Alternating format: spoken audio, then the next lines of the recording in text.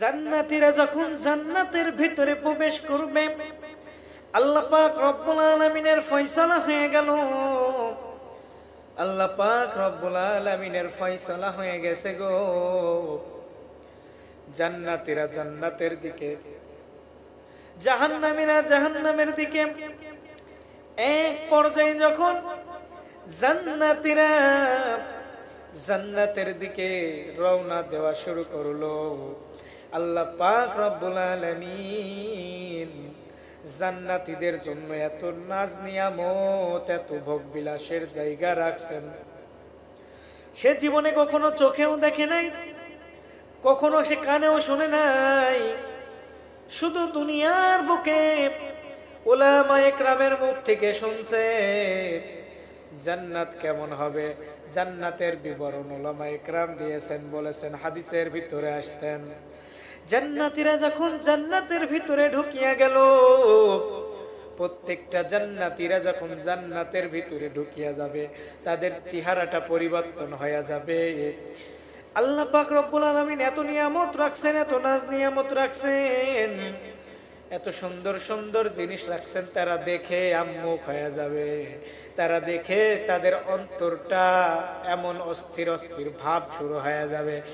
কেউ কেউ দেখার সঙ্গে সঙ্গে এত সুন্দর, যেটা দুনিয়ার কোনো জায়গায় নাই, যেটা দুনিয়ার কোনো জায়গায় দেখা যায় না, দেখা যায় না। জান্নাতীরা যখন দেখার পরে, কেউ না কোনো জান্নাতি ব্যক্তি হবে, দেখার পরে অজ্ঞান হয়ে পড়িয়া যাবে। জান্নাতীদের জন্য আল্লাহ পাক রব্বুল আলামিন এত নিয়ামত রাখছেন, এত নাজ নিয়ামত রাখছেন। এক পর্যায়ে যখন দেখবেন এত সুন্দরভাবে তাশরীফ করে আনছেন, এত সুন্দরভাবে তাশরীফ করছেন, এত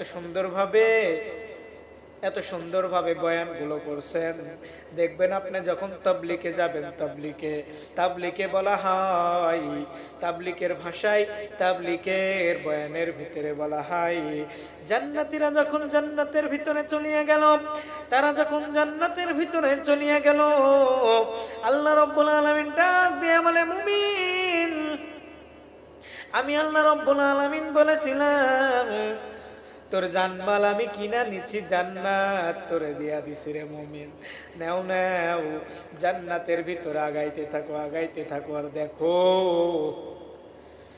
এক পর্যায়ে যখন জান্নাতের ভিতরে জান্নাতীরা ঢুকিয়ে আছে, তখন তারা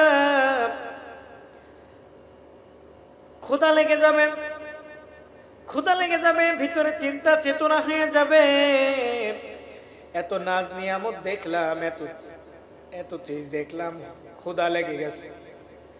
শুধু চিন্তা করবে, হা হা, দুনিয়াতে থাকতে কত কিছু খাইলাম, আজকে আমার কলিজা ভুনা খাইতে মনে চাই, এই ফলটা খাইতে মনে চাই। শুধু মনের কল্পনা করবে, শুধু মনের ভিতরে একটা জাগ্রত হবে, আমি এই জিনিসটা খাবো। আর দেরি হবে না, দেরি হবে না, তোমার সামনে চলে আসবে। তুমি যখন কলিজা ভুনাটা খাইলা, কলিজা ভুনা তোমার সামনে হাজির হয়ে যাবে, তুমি অবাক হয়ে যাবে, কি ব্যাপার, আমি তো মুখ থেকেও এখনো বের করি নাই, এখন তো আমি কেবল অন্তর থেকে বের করলাম, সঙ্গে সঙ্গে হাজির হয়ে গেল। খাওয়ার পরে যখন তুমি কাঁটাটা ফেলে দিবা, ওই কলিজা ভুনা যে খাইতেছো, ওইটা সেই জায়গায় চলে যাবে। তুমি যাইতে যাইতে দেখতেছো একটা বিশাল বড় ফল গাছ।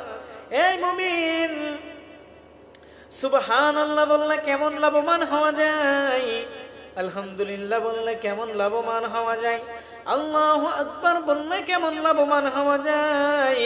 ওরে দুনিয়ার আম বাগানে আম পাওয়া যায়, কাঁঠাল বাগানে কাঁঠাল পাওয়া যায়, দুনিয়ার আম বাগানে কখনো কাঁঠালের আশা করা যায় না, আম গাছ থেকে কখনো কাঁঠালের আশা করা যায় না, কাঁঠাল গাছ থেকে কখনো আমের আশা করা যায় না। তদ্রূপ কবি বলেন, এমন জীবন তুমি করো হে গঠন, মরণে হাসিবে তুমি, কাঁদিবে ভুবন।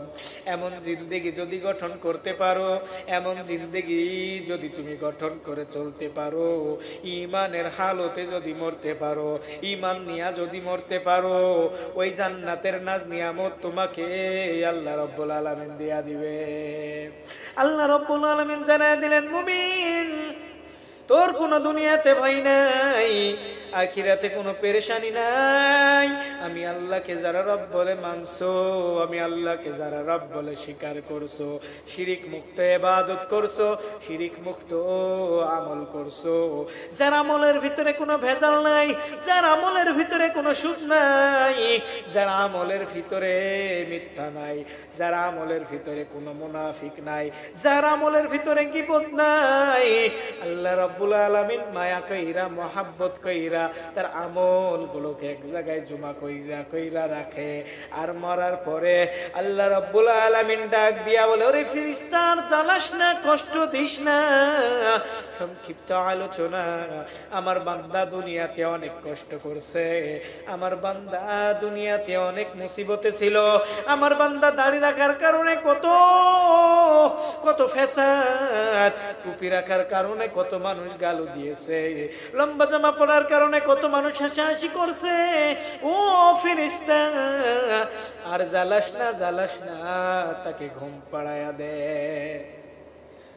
এমন মরা ঈমান আমাদেরকে করতে হবে। যেই কথা বলতেছিলাম, তখন একবার সুবহানাল্লাহ বললে কতটুকু লাভবান হওয়া যায়, আলহামদুলিল্লাহ বললে কতটুকু লাভবান হওয়া যায়। এই দোস্ত ভাই ও দোস্ত হুজুর ও আহবাবেরা,